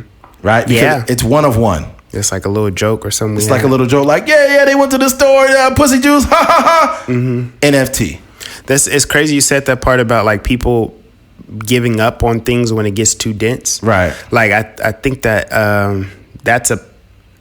that's some things that you obviously battle with it on some level. Like, for me, like when I was doing the whole stock stuff, I was just like, man, I just wish I knew what I was doing faster. Like I took some time off from like doing it, and I had to get my money right and stuff like that. But there's points like that where you just like, man, I wish I could expedite this process. Like I wish I could just be at point B already. But that the people that stick with it and the people that understand that that's just like when Nipsey was like, man, I went through every emotion, on this journey. Well, people that understand that it's okay to be sad, it's okay to be happy, it's okay to be let down and all these different things, but that ain't stopping nothing. Those are the type of people that end up being successful. So right. And just to make sure I'm not giving out any false information, I said that Dreamcast was the prequel to all the the upgrades on different graphics or content. The PlayStation did come out first. It's showing that it came out in 95. I remember it coming to America in 96. But the Dreamcast brought like better graphics. It was like the first gen of certain things. And then the PS2 came later, but I feel like without the innovation of Dreamcast, that PlayStation would not even be where it is today. But like the PS5, I'm not buying that until I can see them come out with a Madden game that's worth buying. That's the only reason why I want to even buy it. Yeah, but they've been doing a fucked up job lately, so I don't know what's going on. I really want to like maybe even if we did stay here or whatever, we could just deck this space out, or if we get somewhere else. Like I do want to obviously not have to work as much, and then secondly, like just to have the luxury, and because the PlayStations is pretty expensive, and I don't play games enough. But if I have the luxury of spending like $500 or however much it costs, and having it sit for 2 weeks or whatever, and then hop on it when I just want to play, a game or something like that. That would be dope. Like, if we come in here on Sundays or whatever, and we just like, hey man, you want to play a game of 2K? You want to play a game of Madden? We just hop on the game real quick and then just be chilling. But now it's just like we are in a space where we're working so much and so often, that we don't even have the luxury of just like playing games, which is unfortunate. Yeah. You gotta. You still have to have that don't want to say child, but that playful like part of youthfulness. You need to unlock it. I just bought like 2 games and I've barely been playing them. Like when I get back, I'll probably hop on some MLB. I think I want to do that today too. Like I have a Nintendo Switch. I think I'm gonna just buy a game like a Dragon Ball Z or something and just be playing it, because I don't have much to do like after the pod, and we finished really early. Guys, I was supposed to go out of town, but that's what I thought I was about to say. But CAC was leaving, so they had to leave Bakersfield at like 10. Oh fuck! So unless we did the podcast at like freaking 4 a.m. it wouldn't have worked. So I was just like, whatever, I'm just chill the rest of the day. That's real, man. Well, I got nothing else. Keith, you got anything else? Nah, man. I just appreciate y'all for tuning in and listening all the way through. If you made it this far, 100%, man. We appreciate it, especially those when we're not goofing off and talking about wild stuff. The ones that stick around for the information, the informal part of the podcast. That's why I was so impressed about this episode. And obviously, we like to joke and stuff, but like. There hasn't, last week a little bit too, but this one we wasn't really like, there wasn't no pussy juice jokes or Bill Cosby jokes. We really just speaking from the heart, giving real, candid conversations about subject matters. And and to me, just sitting here, I can tell it's still interesting. It's 100%, not like, right. We don't have to rely on making people laugh in order for them to listen to us. 100%. But I think that whatever bag you get into, you better be decent at it. Yeah. Like if you're going to talk about what the Metaverse or NFTs or whatever the case, just make sure you're well versed in it at least enough to where you could guide people to more information. Yeah. You don't have to be the gatekeeper of the information or be a master of it, but you need to be somewhat versed in it, know what you're talking about, and actually give a shit about it. But yeah, there's that, man. If you made it to the end of this podcast, man, we appreciate you. Be sure to subscribe on YouTube and on SoundCloud. Hit the like button. Yeah. And if you want to donate, go ahead and donate. If you don't, we appreciate you regardless. Yes, sir. The Cash App is on the left side of the screen. ATMPOD is the name of the Cash App. So, we appreciate you for listening to the podcast. My name is Eddie McGee. It's your boy K Fings. We are out of here. Peace.